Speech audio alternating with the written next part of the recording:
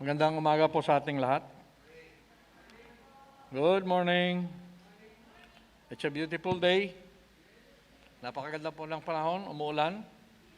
At may pagbaha sa mga mabababaw na kalsada. At may konti pong traffic on the way here.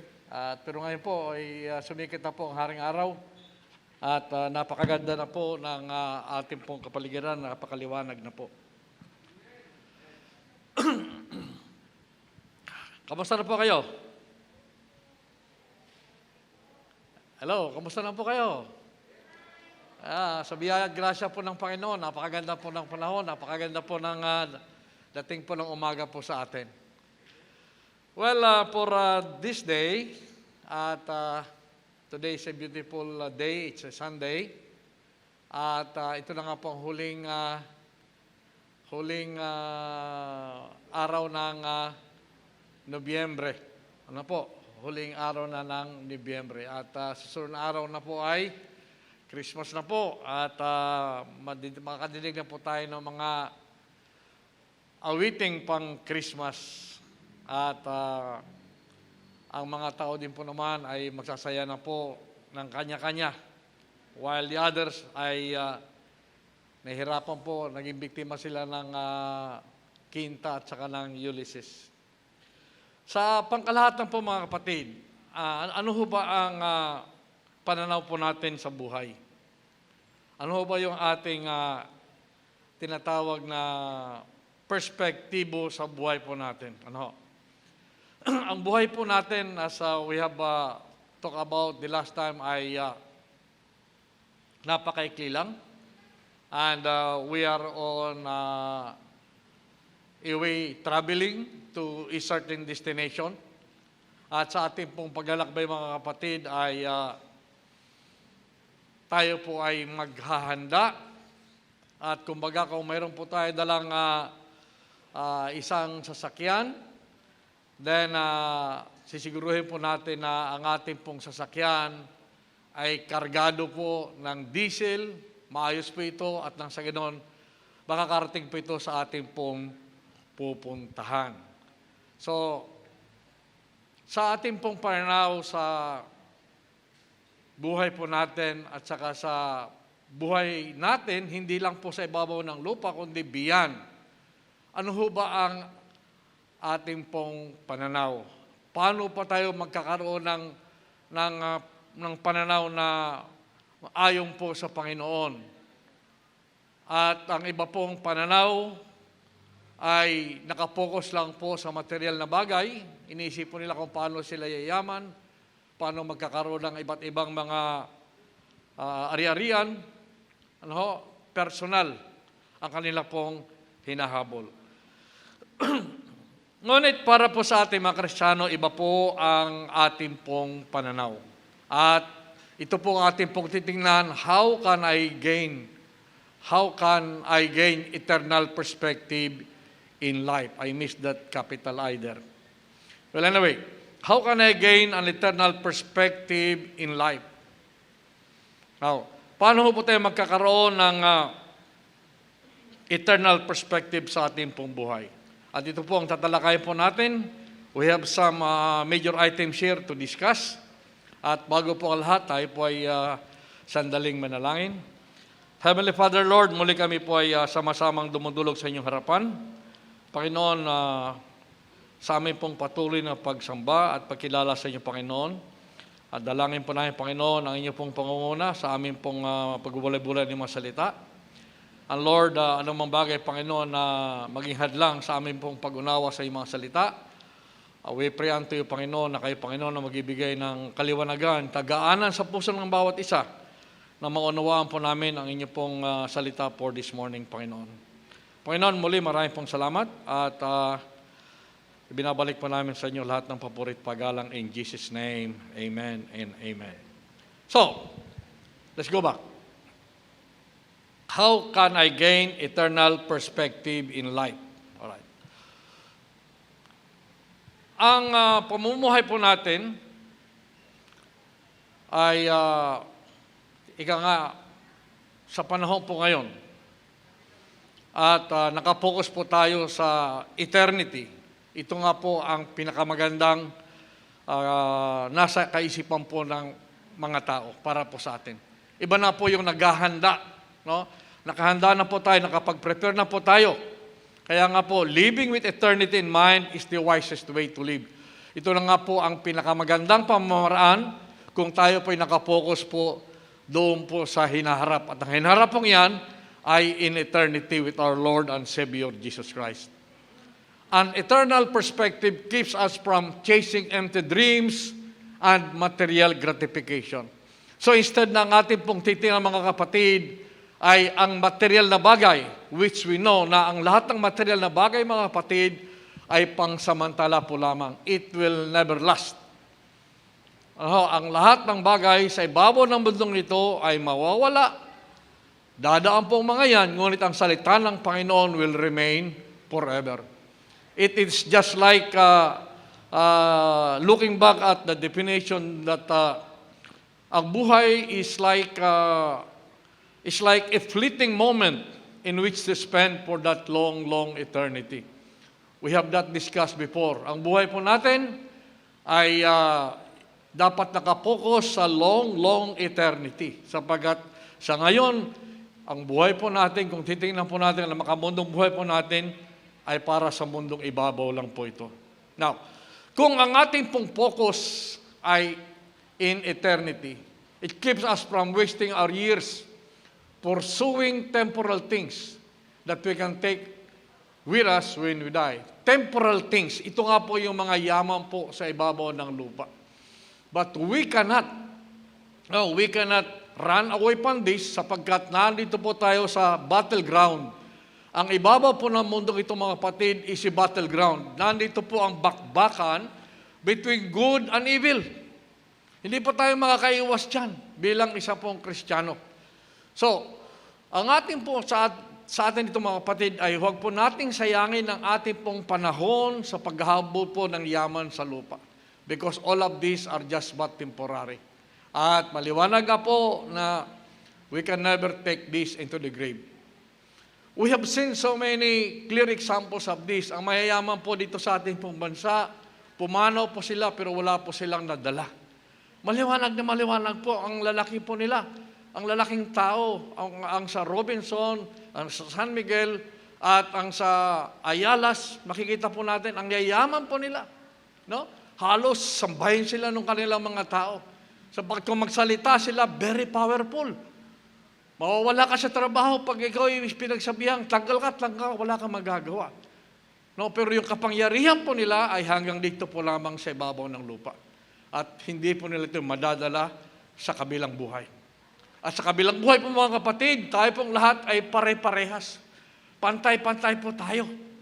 Ang isang mayor, isang presidente, ang isang ordinaryong tao, pare-parehas po tayo pagharap po natin sa ating pong Panginoon. And therefore, wala po tayong dapat ipagmalaki kahit kanino man. Huwag po tayo magmayabang.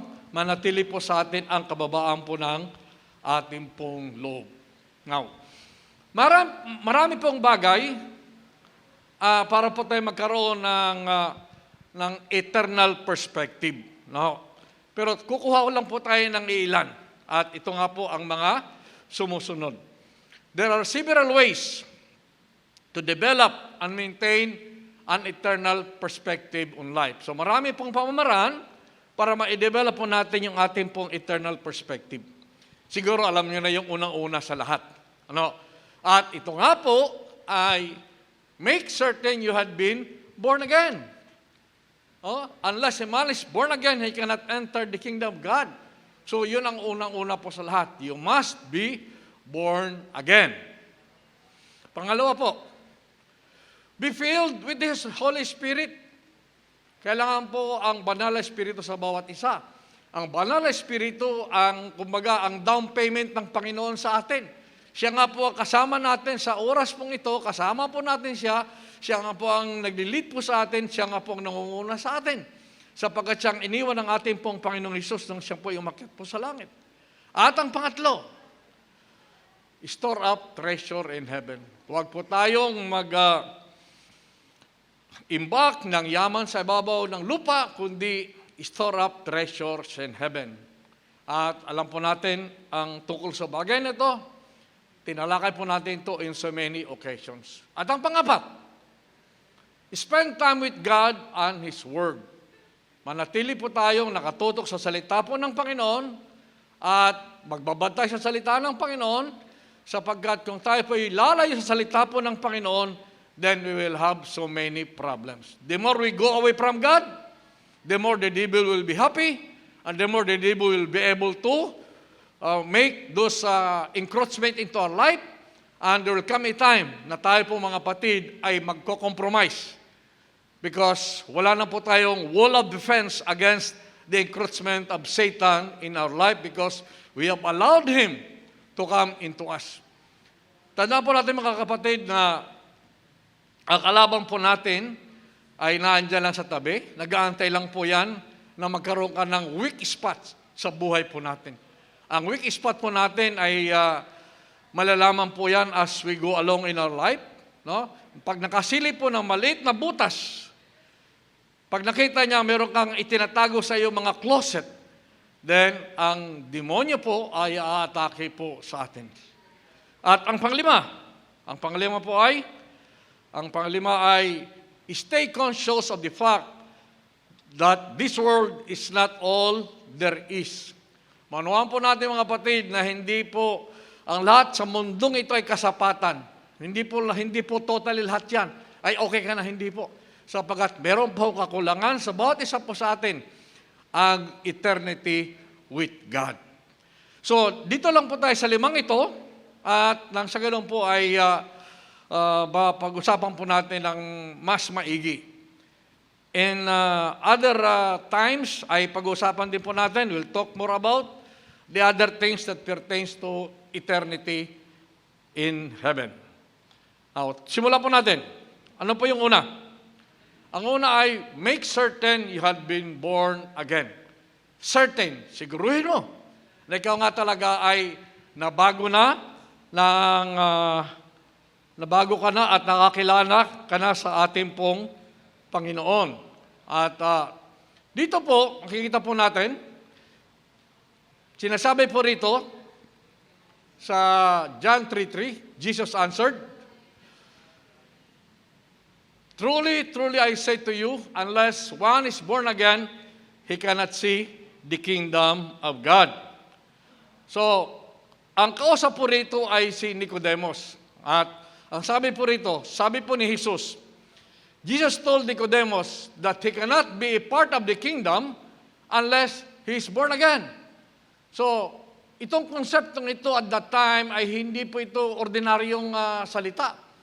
This is a revolutionary concept. Even today, even at this time, marami po ang hindi sumasang-ayon that word that being born again.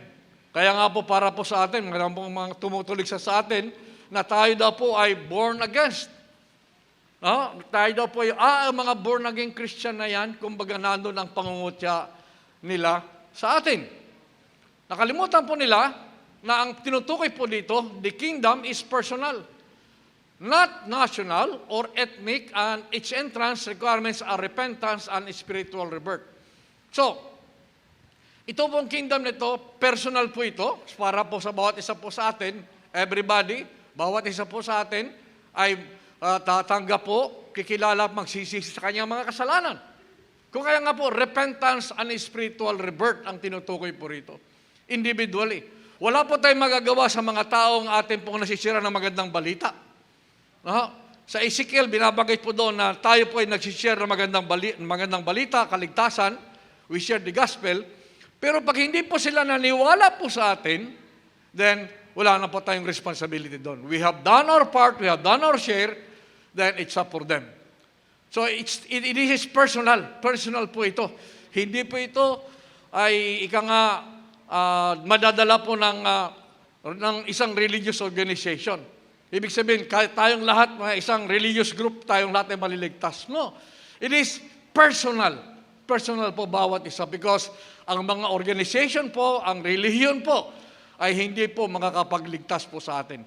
No religion in this world can save us. It is only through Jesus Christ. And Jesus taught that God's kingdom has already begun in the hearts of the believers. By the time we have accepted Jesus Christ as our Lord and our Savior, then nagsimula na po ang God's kingdom sa puso po ng bawat isa. Kaya nga po ang namumuhay po sa puso po natin ay ang Panginoon na, hindi na po yung kung ano pa man. By the time we have repented and accepted Him as our Lord and our Savior, and by the time that we have allowed Him to be the leader, to be the King of our life. So yun po ang binigyan po ng punto po rito. At eternity awaits all of us. But the only way to ensure that you spend eternity in heaven with God is to be born again. So eternity para po sa atin po lahat yan. At ang kailangan lang po para po tayo makarating po sa langit, kasama ang ating Panginoon of course, ay bawat isa po ay ma-born again. Magkaroon tayo ng muling pagbabago, spiritual rebirth. Bawat isa po. At that new birth results in a renewed spirit and a new desire to please God. So bago ka na, nabago ka na. The old has gone and the new has come. Ang lahat po ng kasalanan po natin ay pinatawad na ng Panginoon Hesus doon po sa krus ng Kalbaryo. Sinagot na po. So binago ka na. At kung binago ka na, then you will have that desire to please God. Ang gagawin mo na lamang po mga kapatid, sa lahat po ng ating pong gagawin, sa kaisipan po natin, sa pagsasalita, sa paggawa, whatever we think of, whatever we do, whatever speak, we are doing it for the glory of God. Kaya nga po sa lahat po ng ating in everything that we do, we always do it for the glory of God. Sapagkat nasa atin na po, no? Nasa atin na po ang renewal ng banal na espiritu sa bawat puso po ng bawat isa. So maliwanag po yung mga kapatid na when we accept by faith the death and the resurrection of Jesus Christ on our behalf, the Holy Spirit moves into our spirits and births us into God's forever family. It is at that point that we begin to gain an eternal perspective. Nagkakaroon na po tayo ng eternal perspective nung tayo nga po ay na-born again na. Ang kasalanan po natin, the sins that we have, ay sinagot na, nilinis na ng ating pong Panginoon, and we become member of God's family. Nandun na po ang being heirs to God's family, nandun na po ang mga benefits that is due to you.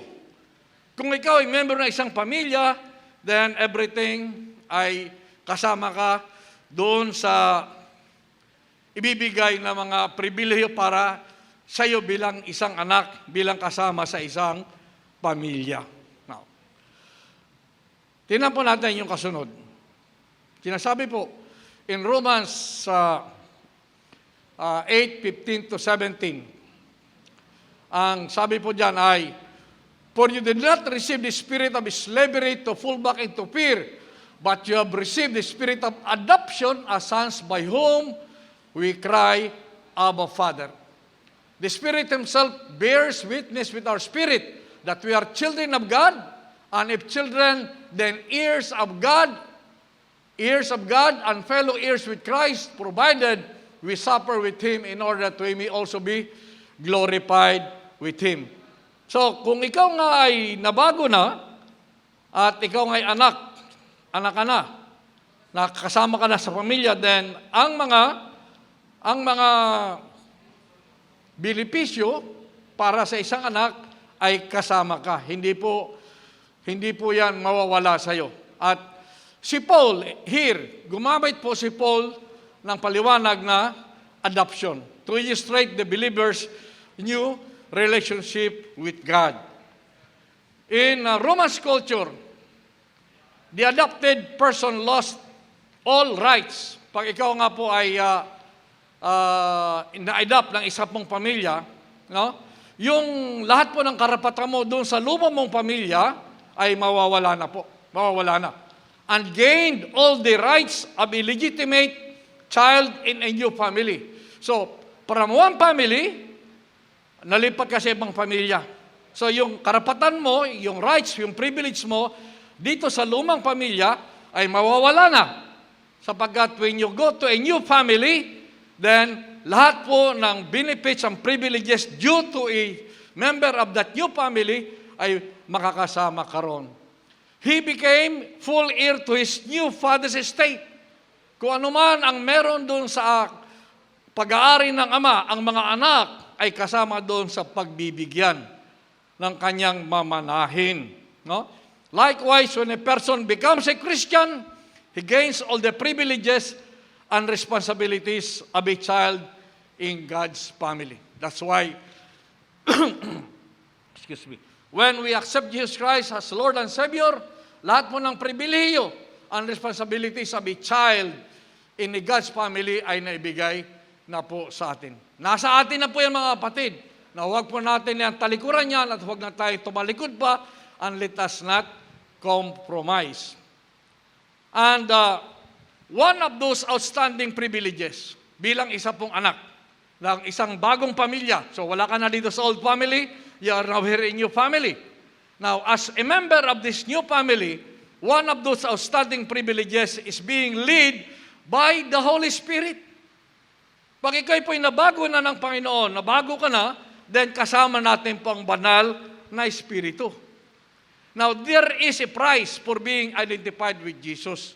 Talaga po naman na meron din pong price, meron din pong katapat.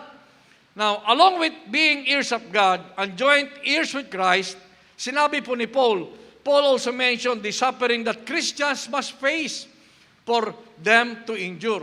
So kasama po nito mga kapatid, yung mamanahin po natin, yung suffering, persecution. As Christians mga kapatid, hindi po tayo makakalayo sa persecutions, sa suffering. Kaya nga po, kung ano man ang nangyayari sa buhay natin ngayon, we should be happy for it.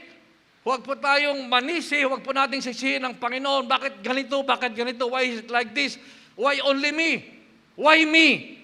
Mga kapatid, we are not supposed to blame anybody, but instead, all of us should be happy sapagkat bilang isa pong Kristiyano, the suffering that Christians must face for them to endure. We have to endure all of this because ito na nga po ang minana po natin bilang anak sa isa pong bagong pamilya. Now, ano ho itong suffering na pwedeng mangyari po sa atin? These are economic and social persecution. Ito ang ating pong sinasabi ng economic. What is happening today? Sa panahon po natin ngayon, we have economic problems going on. Ang mahal na ng galunggong. Ang mahal na ng gulay. Naku, Diyos ko, namalengke po kami, kulang-kulang yung 7,000 pinamili sa mga isda lang. Ang galunggong, 250 pesos ang isang kilo. Imagine that. Ang sabi nung araw, babalik yan sa 10 piso per kilo. But now, sabi nga na iba, talaga po ang problema natin yan. But then again, for us Christians, we should be happy. Because we are able to overcome sabagat kasama po natin ang banal na Espiritu dito. At for us, because we are heirs, tayo tagapagmana, at kasama ito sa ating pong pribileyo, kasama po ito sa mga pwede mangyari sa atin bilang isang Kristiyano, then we can overcome because God is with us. Amen? Yes, kaya po natin mga kapatid, sabagat kasama po natin ang ating pong Panginoon. Nothing we suffer can compare us to a great price Jesus paid for our sins to save us. So kung ano man po ang ating suffering ngayon, we cannot compare that to the great price. Ang ultimong binigay po sa atin ng ating pong Panginoong Hesus doon po sa Calvario, doon po sa krus, Calvary, ang pinakamataas na paglinis sa ating pong kasalanan sa pagitan ng kanyang dugo. Wala na pong higit pa doon. There is no ultimate sacrifice that is higher than that. Yung pong paglinis sa ating pong kasalanan sa krus ng Kalbaryo sa pamamagitan po ng dugo ng ating pong Panginoon. So, that is to be born again. The Holy Spirit, mga kapatid, is God's promise or guarantee of eternal life for those who believe in Him. The Spirit is in us now by faith, and by faith, we are certain to live for Christ forever. Pero pong isa pong manunulat at sinasabi po niya, ang banal na Espiritu, sabi niya, is the advance payment of God to us. Advance payment na po yun. Pauna lang yun ang banal na Espiritu. Kaya nga sabi ng Panginoong Hesus sa kanyang pagkakit sa langit, I will go at iiwanan ko, ibibigay ko sa inyo ang banal na Espiritu to be with you. So, sinabi po ng ibang manunulat na ito daw po ay advance, hindi naman paunang bahay, kundi paunang kasama po natin bilang pong isang Kristiyano. At tunay nga po sa ating pong buhay po ngayon mga kapatid, ay napakaganda pong tingnan at ating pong namnamin na ang kasama po natin sa araw-araw bilang pong isang Kristiyano ay ang ating pong banal na Espiritu. Pangalawa, let's go to the second point. Be filled with the Holy Spirit. No? Be filled with the Holy Spirit. At ang sinasabi po ron sa Acts 4:31, ang sabi po ron, and when they had prayed, the place in which they were gathered together was shaken, and they were all filled with the Holy Spirit and continued to speak the word of God with boldness. So they were all filled with the Spirit and continued to speak the word of God with boldness. So nang sila po ay napuspos ang banal na Espiritu, sila nga po ay patuloy na nangaral, nagsalita po ng salita ng Panginoon na wala pong takot sapagkat ang pinapangaral nila ay tunay nga po ang kaligtasan. Tingnan po natin sa Ephesians 5:18. Sabi po naman sa Ephesians 5:18, and do not get drunk with wine, for that is debauchery, but filled with the Holy Spirit. At dito po sa Ephesians 5:18 mga kapatid, pinapaliwanag po rito ni Paul, ang alcohol po, ang epekto ng alcohol sa buhay po natin is very obvious. Pag nalasing ka, hindi mo na alam yung gagawin mo, at ang kaisipan mo na blinded na, no, you do not know what you're doing already, at hindi mo alam na ang espiritu ng demonyang siyang pumapasok sa iyo. Kung kaya nga po meron po dyan na pag nalalasing, ay hindi nila alam yung kanilang ginagawa. Sapagat in control sa kanilang buhay ay ang espiritu ng demonyo. Nakakapatay, nakakapagnakaw, no? Wala na po sila doon. They are not in control anymore of themselves. Sapagat ang nag-control sa kanilang kaisipan ay walang iba kundi ang demonyo. Sabi naman ng science, ganyan daw po yan, mangyayari, sapagkat ang ating pong kaisipan, our nerve center sa brain po natin, nagkakontrol na yung ating pong pagtingin. Hindi na nila maalala kung ano nangyayari, hindi nila makita kung ano ang tuloy ng pangyayari. Because yung kanila pong kaisipan, yung brain center daw po ay nasuffocate na po ng alcohol. But what happens when we are under the Holy Spirit? Ano mangyayari pag nasa influensya tayo ng Holy Spirit, not with wine? Ang sabi po ni Paul, it produces lasting joy, thankfulness to God, and encouragement of others. Ito po ang mangyayari pag tayo pong lahat is filled with the Holy Spirit. Masayahin po tayo mga kapatid. Kahit anong problema dumadaan sa buhay natin, whatever problem that we may face, all of us are still smiling. Nakangiti pa rin tayo. No, marami na tayong dinaramdam, mayroon tayong babayarang utang, daming problema sa bahay, sa trabaho, sa mga anak. Ano? But still, we are able to smile, to give that joy in our heart sapagkat kasama po ito bilang isang Kristiyano that we suffer with Christ. Years with Christ in terms of suffering. Kasama po tayo dyan. At ang ating pong approach dito is not on the other side na mag-alburuto tayo. No. Instead na mag-alburuto, we should be happy for this. Then, thankfulness to God. Tayo nga po ay magpapasalamat sa Diyos for everything na nangyayari po sa buhay natin. Everything. Whether it is good or bad to us or whatever, na andong palagi ang pagpapasalamat. That's why, pag tayo po mga kapatid ay gumising sa umaga, ang pagdilit lang ng mata natin, Lord, salamat po. Lord, thank you for the gift of life that you are giving me for this day. Salamat po, Panginoon. And please be with me as I do my daily tasks, as I do my daily chores, as I attend to my work, to my children, as I travel. Lord, dalayan ko po ang inyo pong pakikisa. So, pasasalamat yung mga kapatid. Imagine, every day of our life, mga kapatid, tayo pong lahat ay namamatay. When we close our eyes for the night, mga kapatid, when we close our eyes for the night, we are actually dead. Patay tayong lahat eh. Hindi natin alam kung gigising pa tayo by the next morning. We'll never know whether we are going to wake up the following morning. Because it is only by the grace and mercy of God na tayong lahat ay didilat pang mata. And therefore, tayo pong lahat ay magpapasalamat sa ating pong Panginoon. We have to give thanks to God na pinagkalooban niya pa tayo ng bagong buhay muli. Bagong buhay muli to enjoy His love, to enjoy His blessing for us and for our family. And of course, pag tayo nga po ay puspos ng banal na Espiritu, then we continue to share the Word of God. We continue encouraging others. And if others will not listen to us, wala po tayong magagawa ron. We cannot do anything about it. Kung ang iyong sinisira ng magandang balita does not listen to you, then let it be. Pabayaan na po natin yan. But do your job. I-share mo ang magandang balita at any opportune time, tayo pong lahat ay mag-share po ng magandang balita. Now, we receive the Holy Spirit as gift the moment we are saved.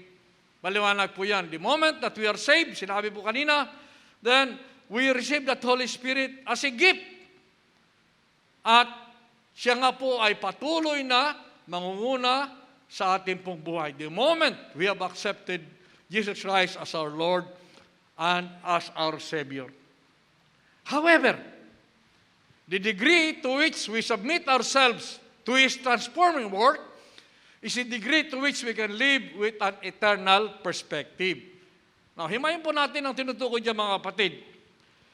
Yung degree to which we submit ourselves, ano ba yung degree ng iyong pag-submit mo sa ating pong Panginoon? Is it 25%? Is it 50%? Is it 100%? Mga kapatid, when we submit ourselves to His transforming work, nung isinuko po natin ang lahat sa ating pong Panginoon, when we submit to Him, we submit everything. We submit everything. Lahat, we give to Him. Huwag po tayong mag-hold ng iba. Kaya ang sabi po ng iba ay, I'll give everything to God, but i-reserve ko muna itong isa. No, we do not do that. We give everything to God. Lahat ng atin, ibigay po natin sa Kanya. Because in the first place, that is not ours. It belongs to Him. So kung meron man tayong mga pag-aari, we give it for the glory of God. At kung meron man tayong mga kasalanan na sa puso po natin, itinatago, we surrender it to God. Kung meron mang takot sa puso po natin, we surrender it to God. We give it to God. Kung meron ka mang pag-agam-agam sa buhay mo, we give it to God. And that is why, the degree to which we submit ourselves to His transforming work is the degree to which we can live with an eternal perspective. So if we submit everything to Him, then maliwanag po mga kapatid ang perspektibo natin sa eternal life po natin. Maliwanag na maliwanag. Wala pong bahid po ng doubt po yung ating pong nakikita sapagkat naisabit na po natin lahat sa ating pong Panginoon and we allow Him to rule our life. Siya na ang namunguna sa atin eh. Binigyan natin sa Kanya eh. We give everything to Him. And therefore, nakikita natin yung eternal perspective po ng ating pong buhay. Sa Acts 2:38, sinasabi po, and Peter said to them, repent and be baptized, every one of you, in the name of Jesus Christ for the forgiveness of your sins, and you will receive the gift of the Holy Spirit. Yes. This verse, mga kapatid, ay nagsusupport dun sa ating pong unang pinag-usapan that we receive the Holy Spirit as a gift the moment we are saved. And He continues to work in our lives. Now, when we are filled with the Spirit, we are totally yielded to Him. Sabi po natin kayo na, pag tayo po'y napuspos ang banal na Espiritu, we submit everything to Him. Everything, totally. In our next slide, sinasabi po doon, totally. Kaya nga, when you say total, ibig sabihin plus, plus, plus, then total. Hindi plus, plus, minus, plus, hindi po. All of those addition, ang dulo po noon ay total. What is the total number? We submit everything to Him. Totally, meaning lahat po ibibigay po natin sa ating pong Panginoon. Now, He has control of us. Galatians 5:16 says that if we walk by the Spirit, we will not gratify the lust of our flesh. If we walk by the Spirit, we will not gratify the lust of our flesh. Kung tayo nga po mga kapatid ay lumalakad ayon sa salita po ng Panginoon, the Spirit is with us, then kung ano man po ang tukso ng ibabaw ng mundong ito, the lust of our flesh, then we will be able to stand firm and say, away from me, evil one. Away from me. Then we can do that sapagkat namamahay sa atin po ang banal na Espiritu. Simple self-gratification. Focus on the things of this world and cannot coexist with an eternal perspective. Kung ang iniisip mo mga kapatid ay ang yaman sa mundong ito, para sa sarili mo, no? Akin lang lahat. Me alone. If we are focused in this way, no? It cannot coexist with an eternal perspective. Yung pagiging makasarili mo, pagiging akin lang, it cannot coexist with the Word of God. Kasi nandun yung negative impact sa iyo eh. And God is saying na dapat yan isurrender po natin. Meron kang itinatabi. You keep something in your closet. No, ibigay po natin sa lahat sa Panginoon yan. Because it cannot coexist with an eternal perspective.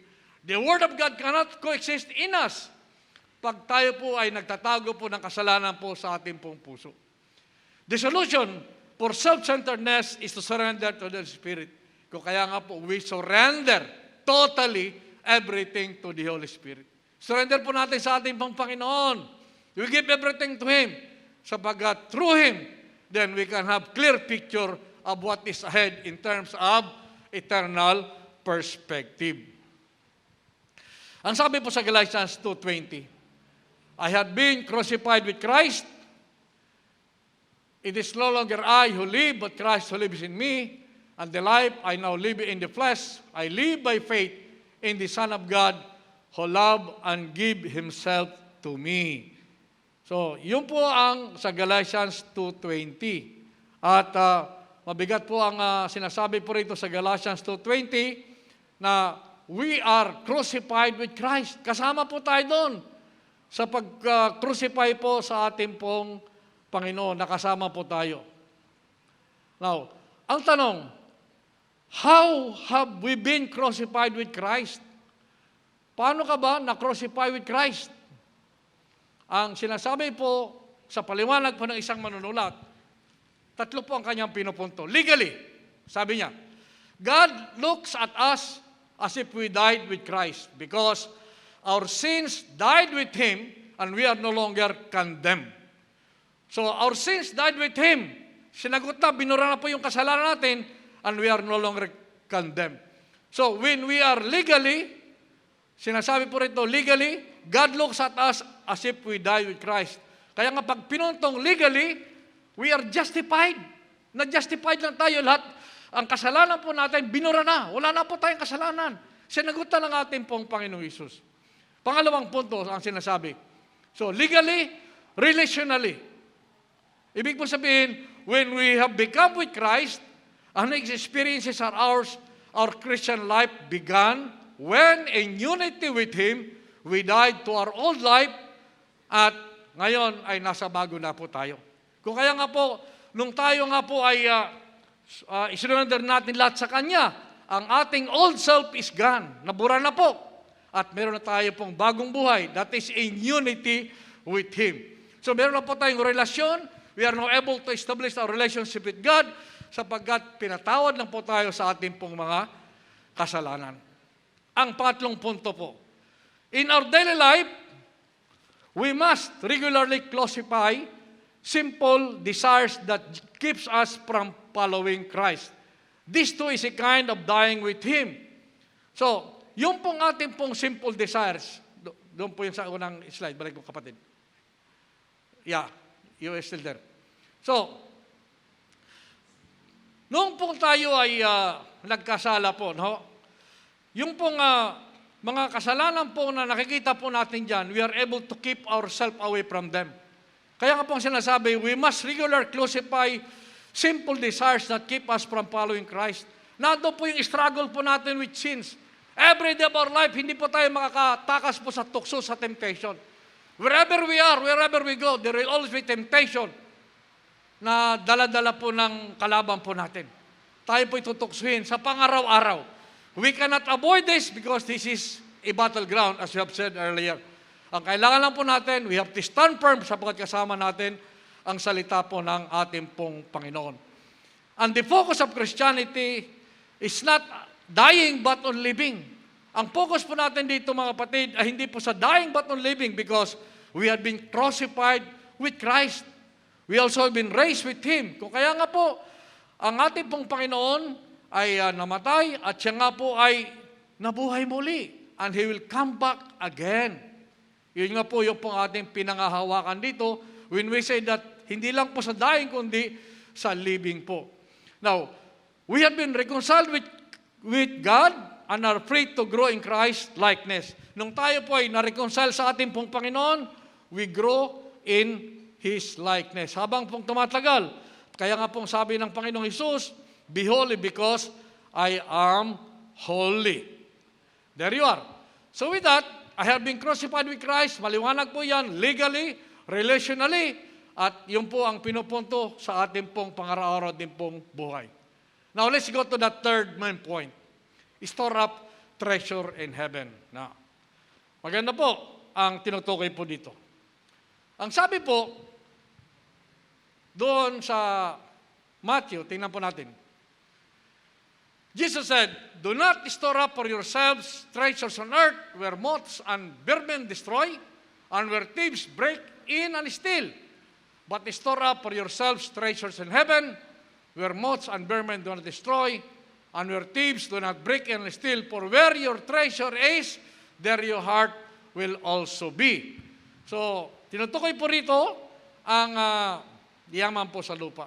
At ang yaman po sa lupa, mga kapatid, ay kaya po sinabi natin, will not last long. Meron talagang age, meron talagang katapusan ang lahat sa ibabaw po ng mundo. Pero ang titingnan po natin yung eternal perspective with God, with Christ, kasama po natin siya. Eternal perspective, eternity with God in heaven.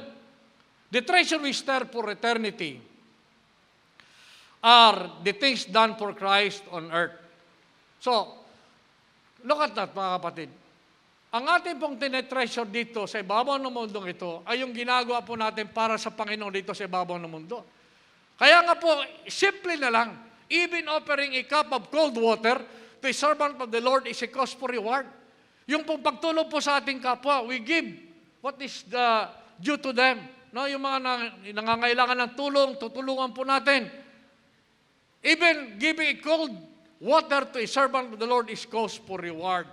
At yan nga po ang maliwanag na makikita po sa atin ang ating pong pagiging isang born-again Christian, yung bunga nito sa paggawa. Hindi yung gawa at saka yung ating pong faith, kundi mauna muna yung ating pong faith followed by yung paggawa. So work, mauna muna ang faith followed by work. At ang sabi po sa Matthew, tingnan po natin doon sa verse pong ito, sinasabi po rito sa verse pong ito, and whoever gives one of these little ones a cup of cold water, because he is a disciple, truly I say to you, he will by no means lose his reward. So, binibigyan na emphasis ng mga kapatid. Emphasis is that ang pagtulong po sa ating pong kapwa, sapagkat kung anong ginagawa natin sa ating kapwa, ito rin ang ginagawa po natin sa ating pong Panginoon. Whatever you do to your brethren, you're doing it unto me, says the Lord. In our next slide, sinasabi po rito, an eternal perspective is one that has shifted from earthly concerns to heavenly ones and invest time, energy, and resources in God's kingdom. So when we talk about eternal perspective, ang ating pong tinutukoy dito, ang ating pong earthly concerns, yung ating pong pagdanasa sa mga makamundong bagay pong ito, ay ating pong isiset aside. And we will invest more on heavenly ones. Doon po tayo mag-invest sa yaman sa ating po sa langit kaysa yaman po sa mundong ito. Because ang yaman sa mundong ito will perish. Ngunit pag tayo nag-invest ng yaman sa langit, mga kapatid, it will be in eternity. We invest our time, our energy, and resources in God's kingdom. That is why, mga kapatid, maybe marami kayong makikita mga Kristiyano, no? Talaga naman ang kanyang passion, ang kanyang perseverance sa pag-attend ng services natin, sa pagtulong sa mga gawain, no? Makikita mo, doon yung kanya, no? Pinapakita niya yung pagmamahal niya sa Panginoon. Sapagkat una siyang bidahalang Panginoon, at ngayon binabalik niya yung kanyang pagmamahal para sa ating pong Panginoon. Kaya makikita yung kanyang ginagawa.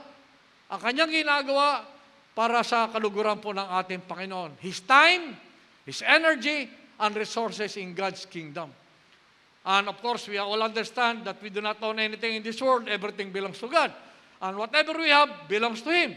So kung anong ginagawa natin sa ating time, the time God give us time, huwag mong sayangin ang oras mo sa papanood ng mga malalaswang mga panuorin. Huwag mong sayangin sa papanood ng mga telenovela na puros lang iyakan at wala mang may tuturo magandang leksyon. No?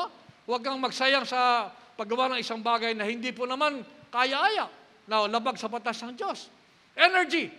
No, yung energy mo, matalino ka, gamitin mo yan para sa kaluguran ng Diyos. Magaling ka sa IT, do it. Magaling ka sa pagsayaw, pagkanta, then do it. Sapagkat ibibigay po natin para sa Panginoon. Yung resources. Anong meron tayo? I-share po natin para sa kaluguran po ng ating pong Panginoon. Now, let's go to the next one. Second to the last. We have here spending time with God and His Word. We continue to spend time with God and His Word. Ano pong tinutukoy doon sa ating verse? Tingnan po natin yung verse natin. Ang sabi po, I have stored up your word in my heart that I might not sin against you. Mga kapatid,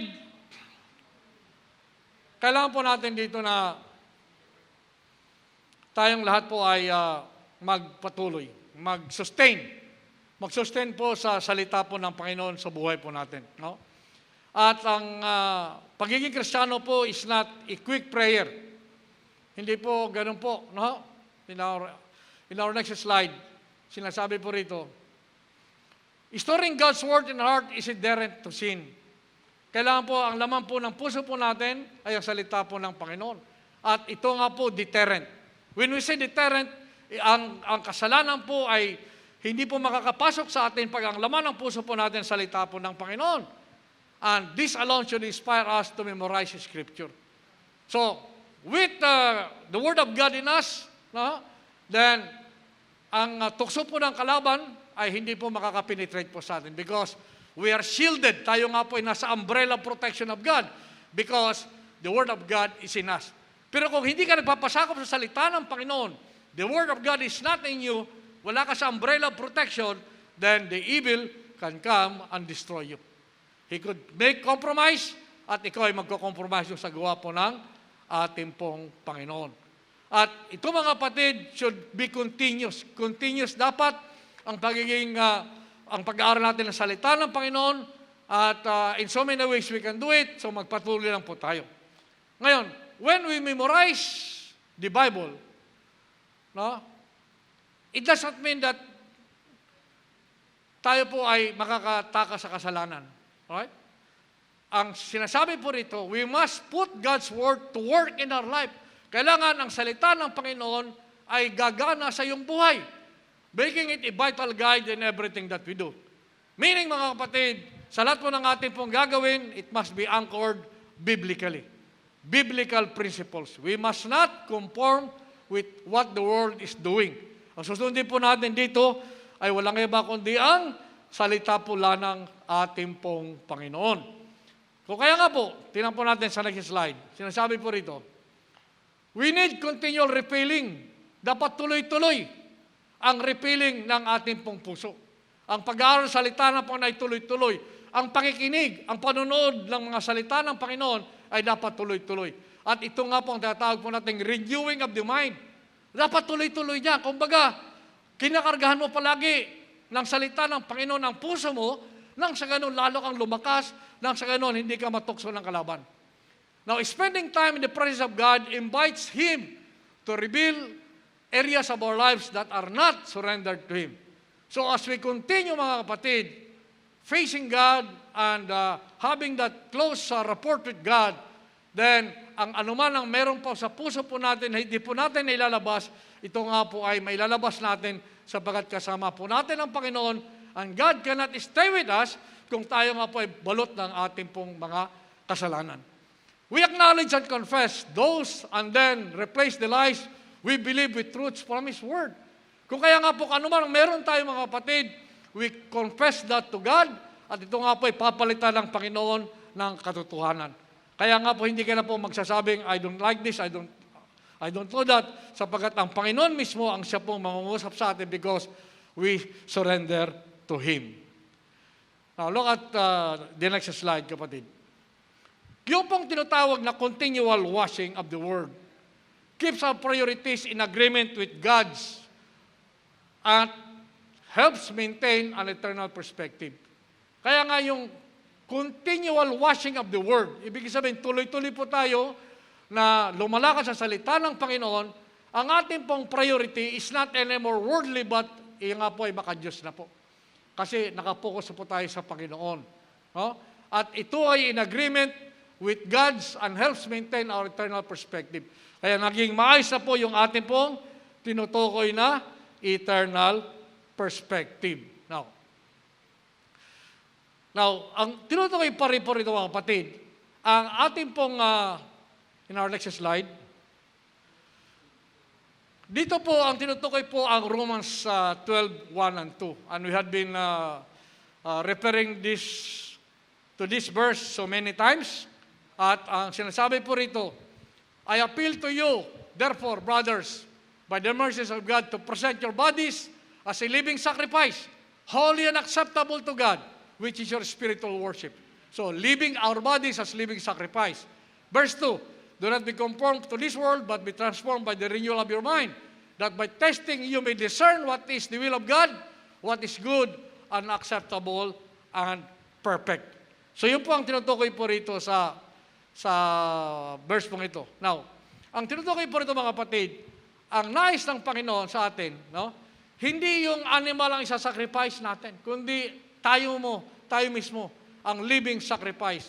Daily laying aside our desires to follow Him, putting our energy and resources at His disposal and trusting Him to guide us. We do this out of gratitude that our sins had been forgiven. So we surrender everything to Him and we do not conform with the world. Kaya nga sinasabi ulit dito, ang sinasabi po rito na our refusal to conform to this world's values, however, must even so go deeper than the level of behavior and customs. It must be firmly founded in our minds. It is possible to avoid worldly customs and still be proud, covetous, selfish, stubborn, and arrogant. Only the Holy Spirit renews, reeducates, and redirects our minds, are we truly transformed. So here mga kapatid, tingnan po natin na mas maigi. No? Ang isa-sacrifice is not animals as what they have done before. Ang tayo mismo ang living sacrifice. No? Andun ang pagsunod natin sa Kanya. Our energy, our resources, nakapokus para lang sa Kanya. At kaya po tayo sumusunod sapagkat we answer. Binigyan na kaligtasan sa atin, then we do this out of gratitude that our sins had been forgiven by God. Pero ang isang tinitingnan natin ito mga kapatid, no? Sinasabi rito, it is possible to avoid most worldly customs, yung makamundong bagay, and still be proud. So maiwasan natin mga kapatid ang worldly customs, pero sinasabi rito, tayo pa rin ay nandun pa rin yung ating kayabangan, nandun pa rin yung pagnanasa natin sa ibabaw ng mundong ito, nandun pa rin yung pagiging maramot natin, katigasan ng ulo at pagiging arrogante po natin. Possible pong mangyari yan if hindi po natin naibigay po natin ang lahat sa ating pong Panginoon. Now only when the Holy Spirit, ang Banal na Espiritu mismo, renews, re-educates, and redirects our minds, are we truly transformed. So with that mga kapatid, maliwanag ang tinutukoy na pagbabago po natin, tayo mismo ang magbabago, not animals, tayo ang living sacrifice ito, bibigay natin sa ating Panginoon. That's why we are crucified with Christ. And from there, mga kapatid, we now come to the last point that we have. Ang last point po natin ay, next slide kapatid. Ayan. Alright. Then, sinasabi po natin, as we have mentioned kanina, na ito nga po yung worldly customs na po pwede pa tayong magkaroon ng being proud, mayabang, makasarili, patigas ang ulo, at arogante. Ngunit, kung ang banal na Espiritu, maliwanag po siya sabi dyan, kung ang banal na Espiritu, ang siya pong magbabago po sa atin, magtuturo po sa atin, at idadirect po yung ating path, then we are truly transformed. Come to the next slide, please. Now, let's go to that last one. The last one. Stay conscious of the fact that this world is not all there is. So, maunawa po natin mga kapatid na hindi po ang lahat ng mundo ito ay yun na. Hindi po. It is easy to lose ourselves in daily cares and desires, but those who live with eternal perspective are equally, next slide, are equally aware that every day comes down towards our final journey. I would like to emphasize that point again. It is easy to lose ourselves in daily cares and desires, but those who live with an eternal perspective are equally aware that every day counts down towards our final journey. Yan nga po yung ating pong final journey, ang eternal perspective. Ayon po, in our next slide, kapatid, ayon po sa Colossians, sinasabi po sa Colossians na since then you had been raised with Christ, set your hearts on things above, where Christ is seated at the right hand of God. Set your minds on things above, not on earthly things, but you died, and your life is now hidden in Christ with God. So, set your heart on things above. Para po yan sa itaas. No? On things above. And, kasunod na kapatid, in our next slide, let us look at this as that we must intentionally redirect our thoughts toward that which is eternal. So, ang tinutukoy doon, things above, and that is eternal. Judging the value of decision based on their eternal significance. So, our thoughts, ang kaisipan po natin mga kapatid, ay dapat nakapokus kung which is eternal. And judging the value of decisions, kung anong magiging decision natin mga kapatid, it must have eternal significance. So, kung ano mga sasabihin natin, anong gagawin po natin, tingnan po natin ang eternal significance ito. Not only at the present time, but ang eternal significance. Next slide. Ang sabi sa 2 Corinthians, for our light and momentary troubles are achieving for us an eternal glory that far outweighs them all. So we fix our eyes not on what is seen, but on what is unseen, since what is seen is temporary, but what is unseen is eternal. So wag tayong mag-focus doon sa mga bagay na nakikita sapagkat ang lahat pong yan ay maglalaho. Ang focus po natin mga kapatid ay doon sa hindi po nakikita sapagkat yan po ay eternal. Ang sabi po, next slide. Ang sabi po rito, God has commanded that we live with an eternal perspective.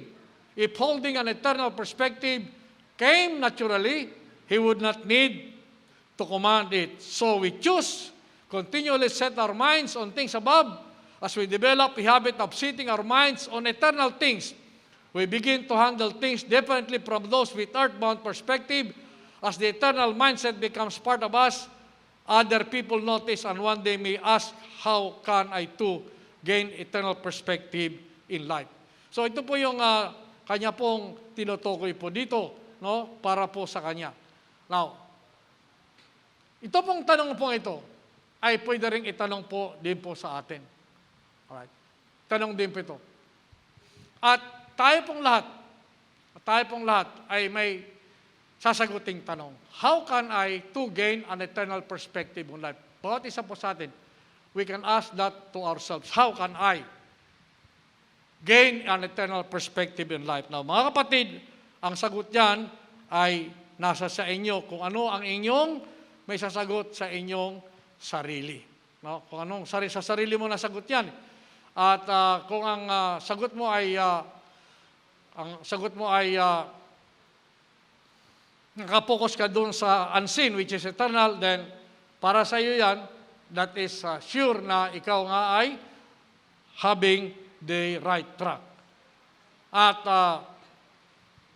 as we develop a setting of our minds on eternal things, no?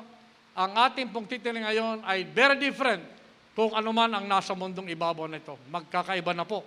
Ibang-iba na. At ang ating pong mindset ay naging part na ng kaisipan po natin.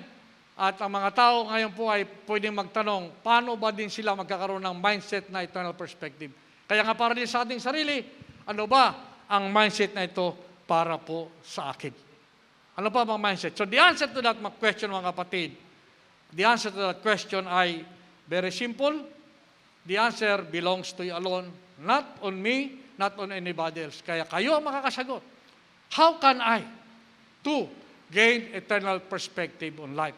Kung may magtanong na ibang tao, how can I to gain eternal perspective on life? Then, nasa sa inyo mga kapatid kung paano nyo sasagutin ito, kung paano nyo may papangaral ang salita po ng Panginoon para po sa kanila. So, all in all, mga kapatid, tingnan po natin ang lahat po ng natakil natin for this morning as we wind up. Ang una na atin pong tinukoy, ang tanong po natin ay, how can we have an eternal perspective on life? Ang unang sagot po natin ay, make certain you have been born again. Yun ang una. Pangalawa, be filled with the Holy Spirit. At pangatlo, store up treasures in heaven. At pang-apat, spend time with God and His Word. At ang panglima, which is the last, is stay conscious of the fact that this world is not all there is. Right? So on that note, mga kapatid, tayo magtatapos at tayo po ay mananalangin. Heavenly Father, Lord, muli kami sama-samang nagkapasalamat sa isa po naman napakagandang pagkakataon pinagkaloob niya sa amin upang maunawaan po na yung Panginoon ang eternal perspective ng bawat isa, Panginoon. Tunay nga po, Panginoon, na maraming mga doubts na pwedeng mabuo sa aming kaisipan, ngunit kami nagpapasalamat, Panginoon, that by your grace and mercy, ito pong doubts na ito, Panginoon, ay amin pong na-address sapagat kayo, Panginoon, ay kasama po namin all the time, Panginoon. Panginoon, as people ask us, sa mga tao, Panginoon, nagtatanong kung paano rin sila, Panginoon, magkakaroon ng eternal perspective, Panginoon, aming pong dalangin na sasamahan niyo kami, Panginoon, upang may pahayag ang inyong kaligtasan na pinagkakalob sa amin, free of charge, Panginoon, para sa lahat, Panginoon. Lord, help us to have that strength, to have that courage, Panginoon, na makapag-share po ng magandang balita para po sa aming kababayan na hindi pa alam, hindi pa sigurado, Panginoon, kung sila nga po, Panginoon, ay meron pong eternal perspective. Lord, maraming pong salamat at as we continue to worship and glorify your name, kay Panginoon ay patuloy na umaasa at naniniwala sa inyo, Panginoon, na hindi nyo kami papabayaan at hindi nyo kami iiwan. Muli, ibinabalik po namin sa inyo, Panginoon, ang lahat ng papurit paggalang in Jesus' name. Amen and amen.